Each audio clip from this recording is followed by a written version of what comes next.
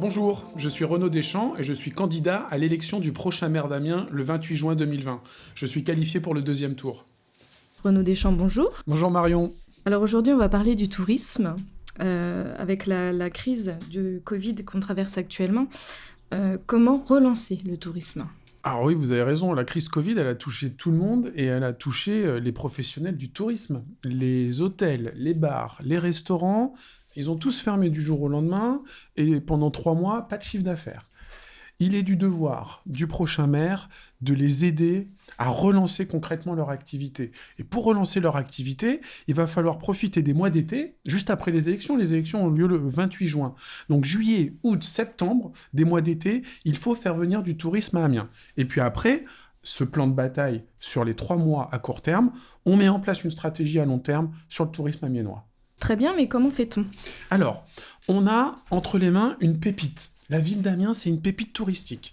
On a la plus belle cathédrale du monde, faut le dire, faut être chauvin. On a les ortillonnages, on a l'image de Jules Verne. Mais, malheureusement, nous sommes une ville qui n'arrive pas à attirer suffisamment longtemps des touristes. Nous sommes une ville de passage. Les personnes, les Parisiens, ils vont visiter Amsterdam, par exemple, et ils font une escale à Amiens. C'est bien de faire une escale, mais moi, j'aimerais bien qu'ils fassent une escale plus longue, ou alors, carrément, qu'ils viennent passer 2 jours, 3 jours ou 4 jours à Amiens, il y a tellement à visiter, à faire, et qu'ils repartent ensuite à Paris. Donc il faut maximiser le tourisme de court séjour. Ça, c'est le premier point. Deuxième point, je vais être très rassurant pour les Amiénois.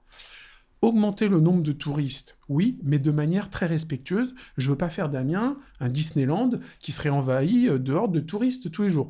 Moi, ma priorité, avant tout, ce sont les Amiénois. Donc un tourisme responsable, intelligent, qui fait travailler nos commerçants, nos restaurateurs, mais en veillant à la quiétude de nos habitants.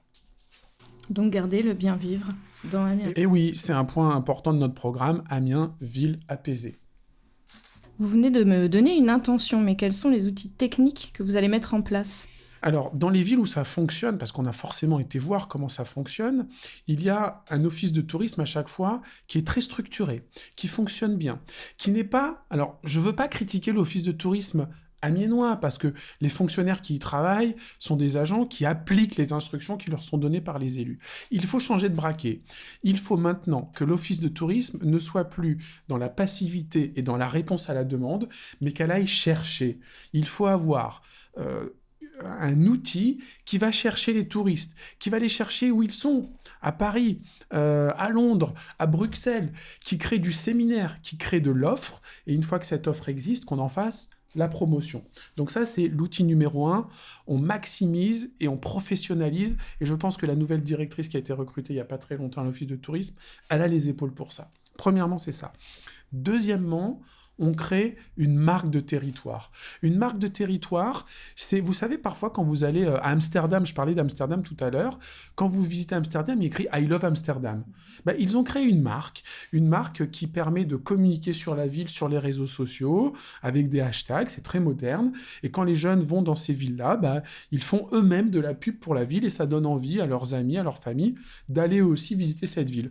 Aujourd'hui, je ne suis pas très sûr que les personnes qui visitent Amiens mettent « I love Amiens » ou « j'aime Amiens » ou « j'ai visité Amiens ». Alors, je ne sais pas le nom de la marque qu'il faudra faire, mais je ne suis pas sûr qu'on soit très très fort avec cette marque de territoire, donc il faut absolument la créer. Enfin, troisième point qui est important, il faut arrêter de capitaliser uniquement sur cathédrale, ortillonnage et Jules Verne. Alors, cathédrale et ortillonnage, oui, on continue, on respecte nos ortillonnages. Je ne veux pas que ce soit la foire à tout. Les ortillonnages, c'est avant tout notre patrimoine, on le préserve.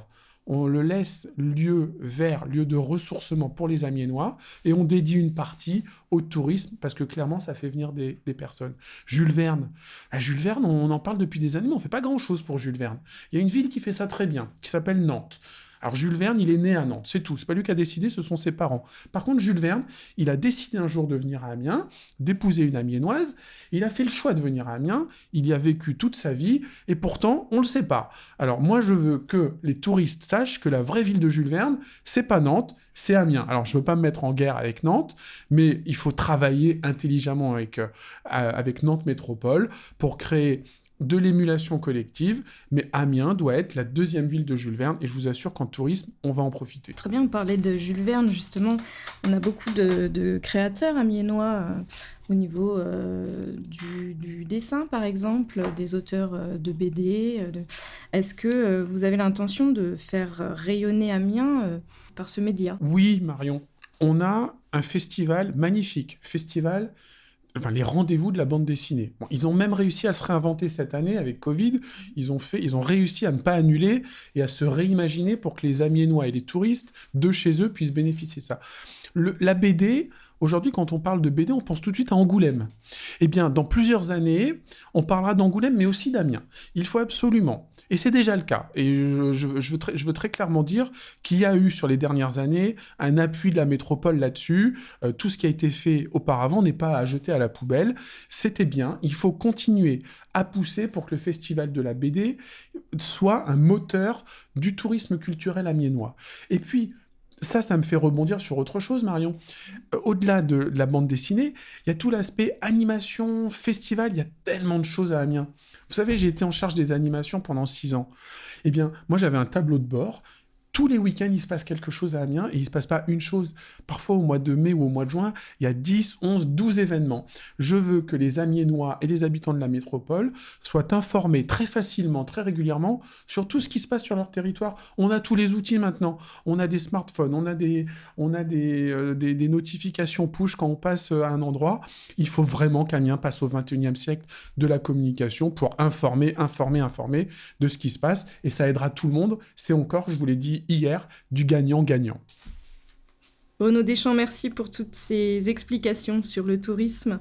Ces points sont accessibles sur le site renauddeschamps.fr. On vous retrouve demain sur une autre thématique. À demain, Marion. À demain, Renaud.